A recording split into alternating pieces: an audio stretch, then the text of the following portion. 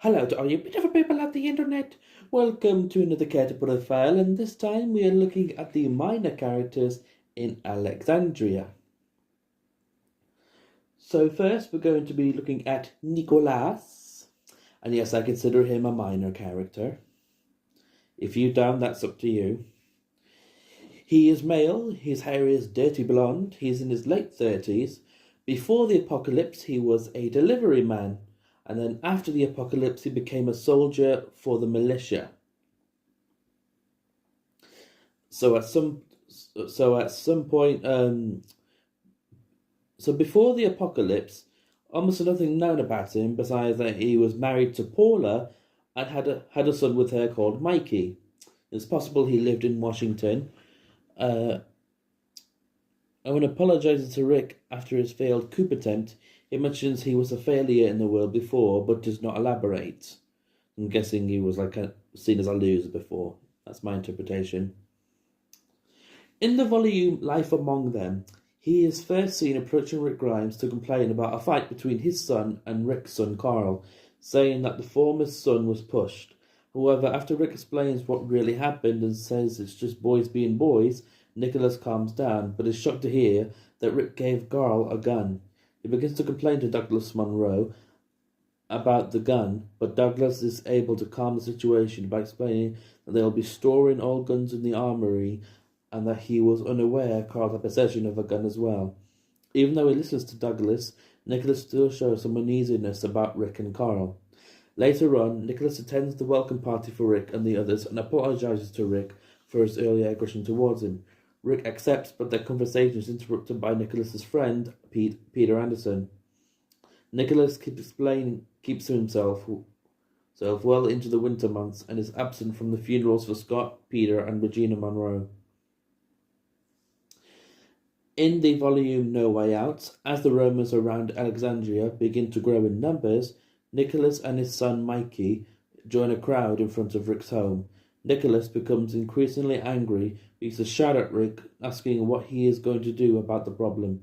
After Rick calms everyone down, Nicholas heads home with his son to prepare for the worst. Once the wall in front of the zone breaks, Nicholas leaves his house to help Abraham Ford clear the Romans as they flooded the zone. After the Romans gather up, Nicholas and Eugene Porter retreat into Father Gabriel Stokes' church.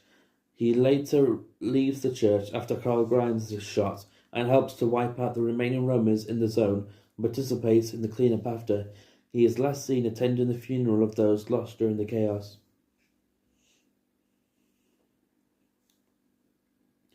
In the volume we find ourselves. After the chaos, Nicholas becomes a part of Rick's new construction crew and helps to scout for a nearby area. Over time, Nicholas becomes disgruntled and aggravated at the change in leadership after Douglas Monroe's death during the invasion of the Walkers. He begins to get into arguments with Heath about Rick's sanity. Finally, while Rick is out on a supply run, Nicholas, Olivia, and Spencer Monroe begin a riot while on construction duty.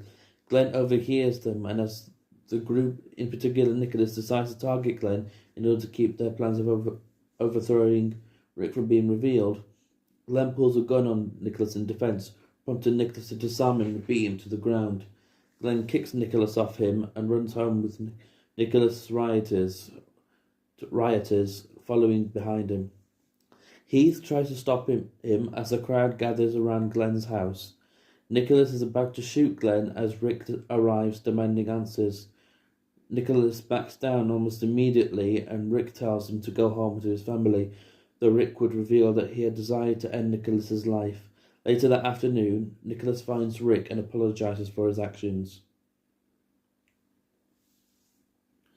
In a larger world, during this time, Nicholas becomes less disgruntled and develops a respect for Rick as Alexandria's new leader, slowly joining Rick's inner circle.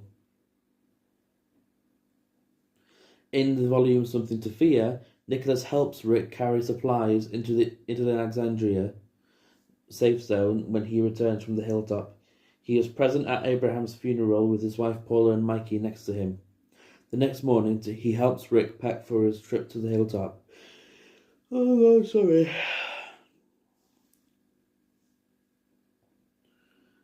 Um, and helps watch the front gate as he leaves. After Glenn is killed by the leader of a hostile group calling themselves the Saviors, Negan, Rick arrives back at Alexandria. He is greeted by Nicholas holding a rifle. Nicholas informs Rick that the Saviors attacked while he was gone and helps him get through the broken gate. In the volume What Comes After, the next day, Nicholas is presumably at the town meeting when Rick decides to supply the Saviors. A day or two after Negan leaves, Nicholas helps Rick, Andrea, and Michonne look for Carl outside the fences. While they search, they are attacked by a herd of roamers, but are able to fight them off. In the volume March to War, during one of the Savior supply trips to Alexandria, Nicholas, Rick, Heath, and Holly attempt to kill Negan. They manage to kill 2 of his men and with aid from Andrea. However, a hidden group of about 30 Saviors ambush the group and shoot the guns out of their hands. Nicholas is shot in the arm and is lined up by Negan to be executed by his bat unless the remaining citizens of Alexandria throw Carl over the wall. The citizens refuse his demands and he turns his attention to Rick. Nicholas interrupts and attempts to plead for his life. This only angers Negan, who says that if either Rick, Holly, or Heath tell him to kill Nicholas, he will do so and spare their lives. In response, Heath tells him Nicholas is just scared. Negan proceeds with the execution and starts singing to select his victim. However, unknown to Negan and his men, Paul Monroe sneaks up behind him. Paul grabs a Savior and uses him as a body shield against incoming fire. He then orders Nicholas and the others into the trench while he fights off the Saviors. Nicholas is later seen with his arm in a sling and standing with his family as Jesus and Ezekiel talk and load the trucks for the upcoming war. Nicholas and his family stay in Alexandria due to his injury. In All Out War Part 1, after Rick and others return from the successful attack on a Savior outpost, Nicholas is seen at a meeting where the group discuss what to do next. Nicholas takes cover as Negan attacks the safe zone and begins lobbing grenades. In All Out War Part 2, in the aftermath of the attack of the safe zone, Nicholas tells Rick he is moving to the hilltop with his family. Rick assures him that he wouldn't force anyone to stay and that they are all leaving. Nicholas leaves for the hilltop with the rest of the group. Soon after this, Negan attacks the hilltop with the Saviors. Nicholas participates in the battle and defends the hilltop. Later, Rick takes him an errand to help corner the Saviors. In issue 124, he tries to help Rick after the latter's injury from Dwight's arrow. However, he is attacked by a Savior with a Walker blood-infected knife and slashed in the back. He is led to scene with Paula suffering from severe fever and succumbing to the effects of the wound. So that was Nicholas in the comic version. What do you think of this version of Nicholas? Do you think he was done better or worse? Moving on. Next, we're going to be looking at Tobin. He is male, his hair is black, he is in his late 30s. Before the apocalypse, he was a desalination plant worker, and after the apocalypse, he was a former construction foreman for the Alexandria safe zone. Before the apocalypse, we don't know much about him other than, his job. He managed to make his way to the Alexandria safe zone as one of the original members of the community. Tobin led a group in the safe zone that included Bruce, Barnes, Richards, Holly, and 2 others. Later, he unintentionally allowed Barnes and Richards to be killed. In the volume Life Among Them, he first appeared in issue 69, leading a small group. He, Bruce, and 2 guards arrived to assist Heath, Scott, and Rick Grimes' group. Later, he is in issue 73 at the construction site for the expansion of the Alexandria safe zone.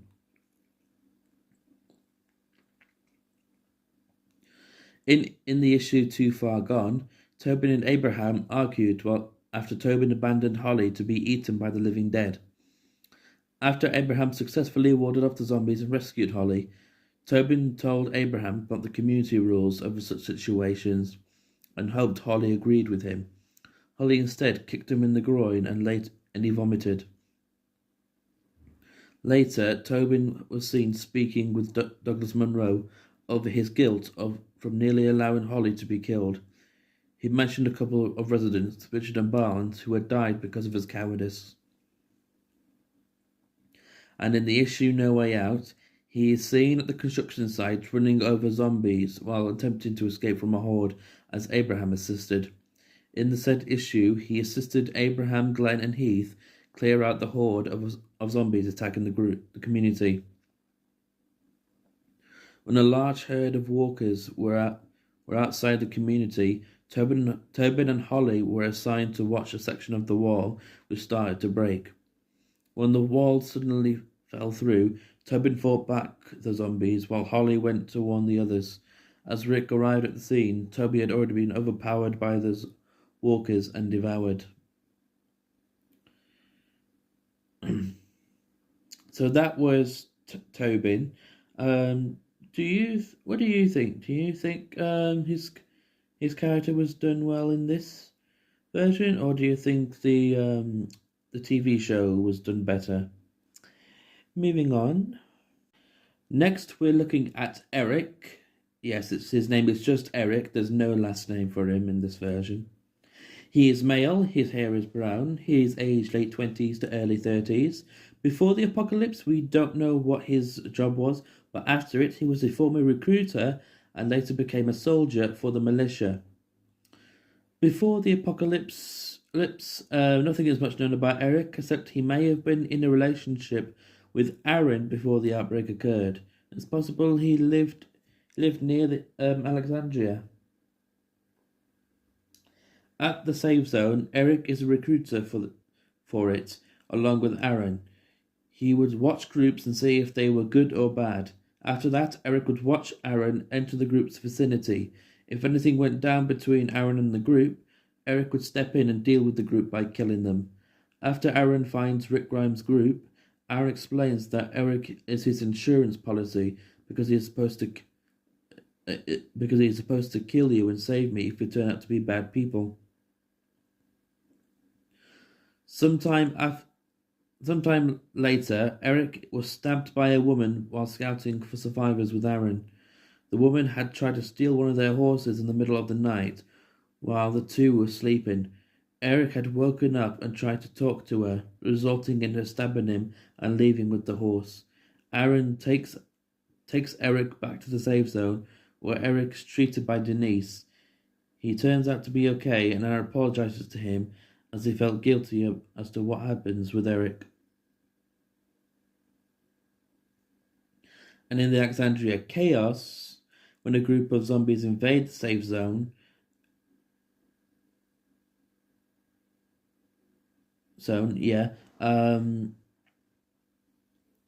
Aaron feels he should go out and help, and bravely goes, while Eric reluctantly goes with him. He gets over his fear and assists the group in killing the group of zombies. Sorry, the wiki is not saying what volume it is. Conflict with the Saviors. Eric is not seen interacting with the Saviors much. He is seen on the wall of Alexandria alongside Carl and Rosita. He tells Carl not to try and shoot Negan. However, Carl shoots anyway and hits Lucille's baseball bat. Negan's baseball bat, Lucille. This causes the Saviors to open fire on his and Carl's position. When Negan asks the people of Alexandria to throw Carl over the wall, Eric tells him to go F himself and calls him a psycho. Negan and his men parade outside, waiting for Carl. When he finally realizes that Carl will not be thrown over, He begins picking a victim for Lucille. Just then, Paul Monroe appears in the trenches and begins dispatching many of the saviors. After briefly holding Negan up, Ezekiel and his people and Aaron appear and begin attacking them.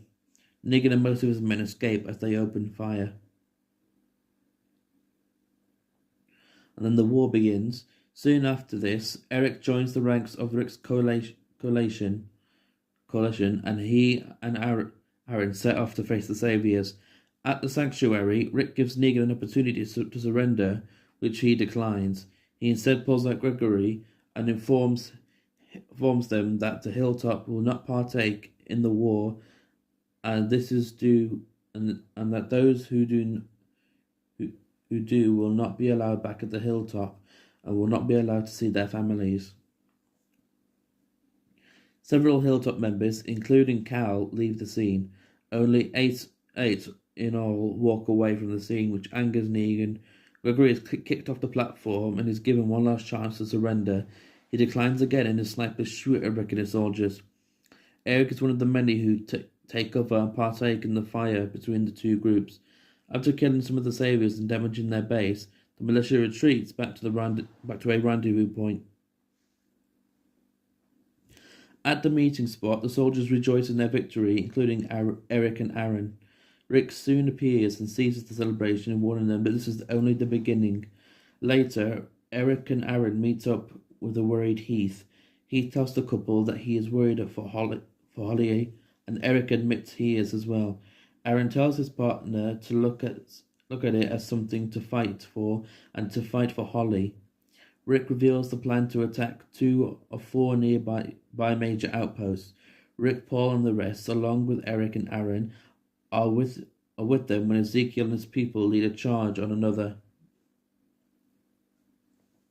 Later, as Rick's squad storms the Savior outpost, Eric is one of several to be killed during a siege with a shot to the head. Aaron, who runs behind him, catches him as he collapses and mourns his fallen partner as bullets fly by. Rick tells Aaron to take cover, to which Aaron collects his rifle and tells Rick to lead the way. And visual Aaron is seen one of the first to breach the outpost as they make their way inside. After the siege, Rick and Paul oversee the burning of the Savior's bodies. Rick checks up on Aaron, who is seen sitting next to Eric's body, holding his hand. Rick asks if he will be all right, to which he replies, "Not until every last one of these mother effers are dead." I'm sorry, I have to censor. I want to get monetized as much as possible, if I ever get monetized.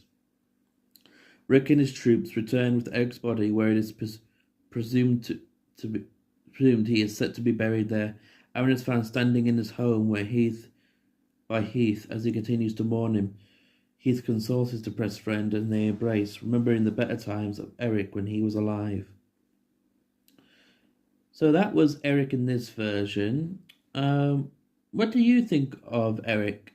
Do you like him in the comic or do you like him in the TV show? Moving on. Next, we're going to be looking at Olivia. She is female, her hair is black, she is in her early to mid-30s. Before the apocalypse, we don't know what her life was, but after the apocalypse, she was an inventory manager at Alexandria and also a mill runner. We don't know what her life was before, but she was one of the original residents of Alexandria. At Alexandria, Olivia is in charge of the weapons storage and armory. She came to Alexandria at an undisclosed time after Alexander Davidson had already built the surrounding fences and after Douglas Monroe took over leadership of the community. She supported Michonne in keeping her sword, stating that she believes anything, even her own kitchen knives, are able to be weapons. That is true. And persuades Douglas to go along with it. She is apparently bubbly and very helpful, and like Barbara, acts very oblivious to the apocalypse. She is hinted to be a little bit of a gossiper, similar to Barbara. If you want me to cover Barbara, let me know. She also appeared at the party for the group in issue 72. It is possible that she may be attracted to Spencer Monroe, as she complimented him by saying that she found him very handsome. However, Barbara adds that she's skeptical about him, believing him to be homosexual.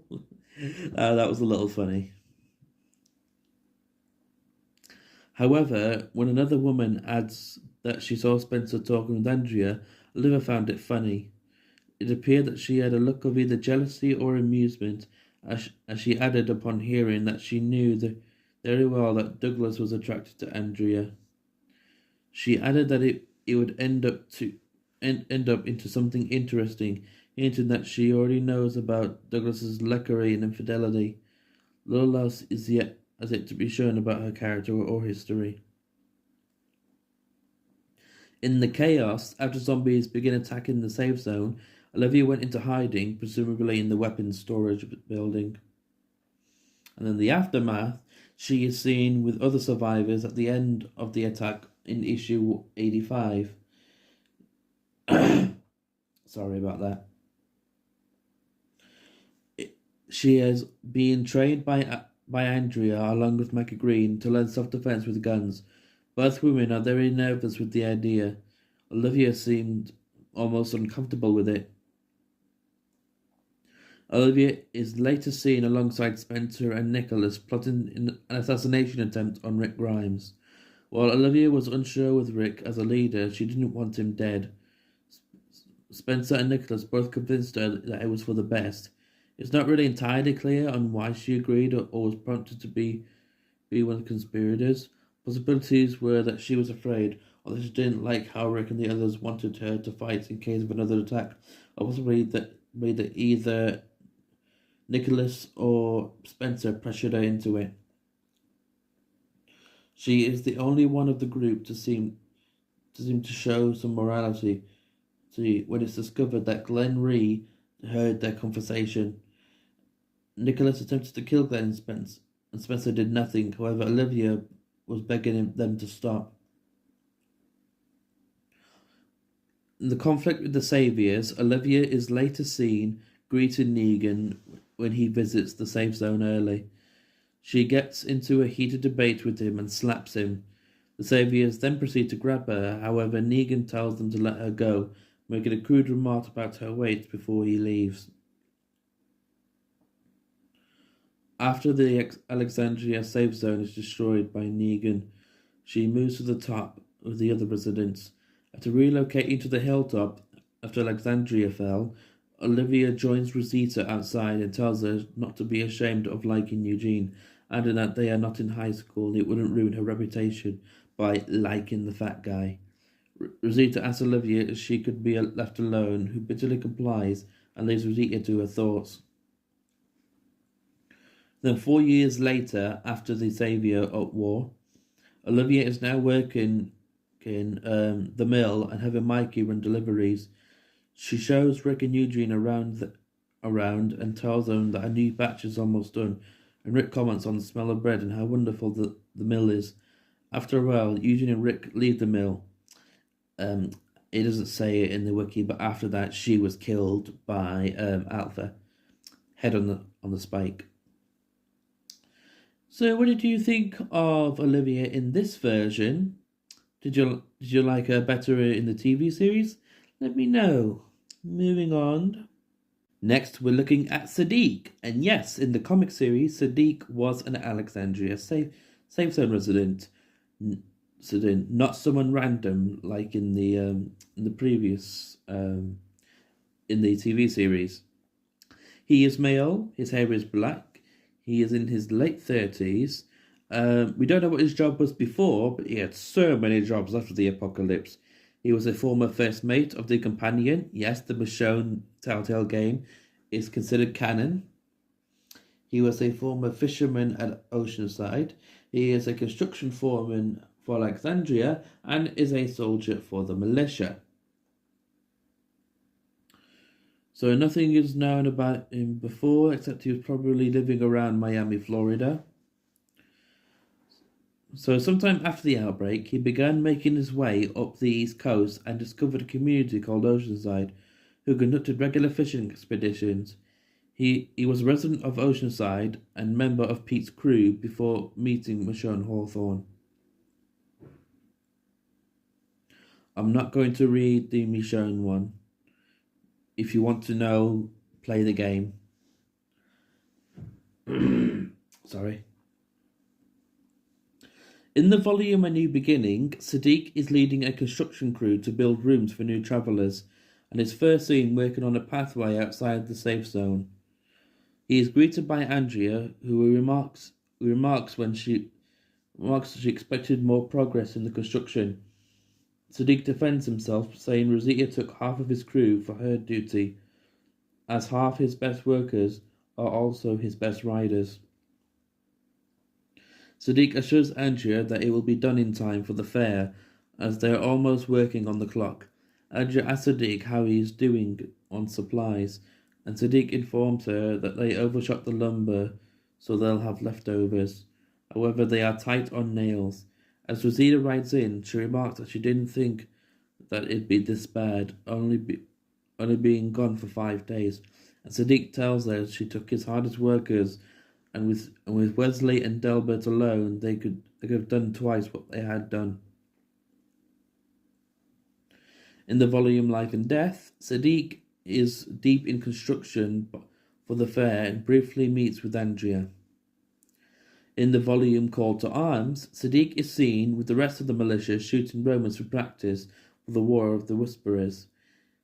He does well with Vincent, while Vincent almost dies. He returns back to Alexandria.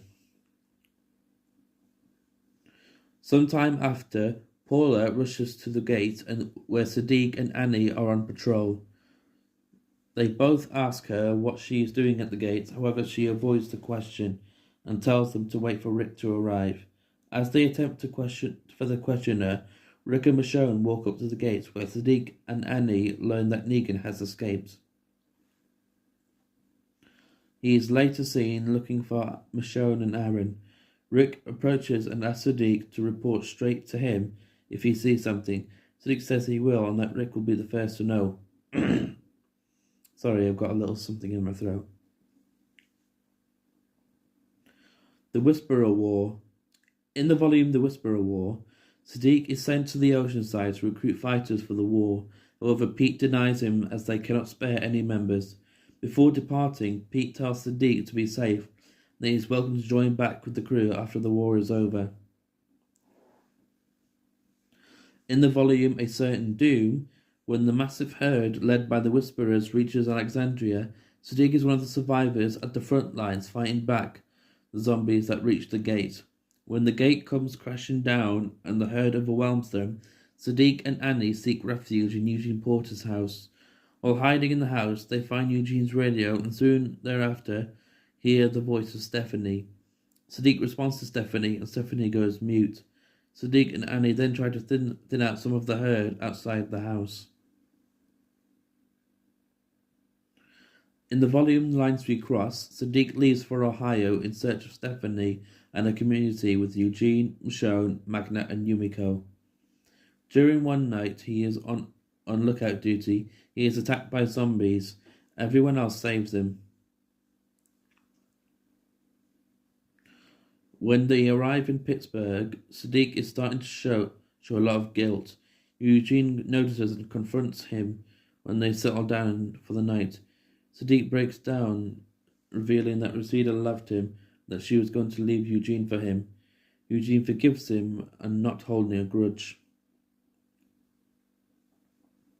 Before leaving Pittsburgh, Sadiq and the group encounter Juanita Sanchez, whom eventually conveniences the group to bring her along. They all eventually make it to Ohio and are confronted by the Commonwealth. In the volume New World Order, Sadiq and everyone are questioned by Lance Hornsby. We covered him before. Before they are brought to the Commonwealth. Upon arrival, they can see a football stadium, and Sadiq is happy to learn to play football there. Sadiq later accidentally overhears a conversation between Mercer and George, where the two complain about Pamela Milton and her son Sebastian being in charge of the Commonwealth and imply that they would like to take over. While George is essentially hostile towards Sadiq, Mercer calmly explains he was merely blowing off steam and is able to calm Sadiq down. Sadiq accepts his explanation and leaves, albeit somewhat awkwardly. In the volume The Rotten Core, Sadiq is among the members of the militia who are instructed by Dwight to follow Rick and the governor of the Commonwealth through her community visits. In case of danger, he is later seen with his fellow militiamen gunning down the herd of walkers near the oceanside. He's not seen again after the 23-year time skip, but I think he's still alive. You know, he seems like the guy who would still be okay to survive.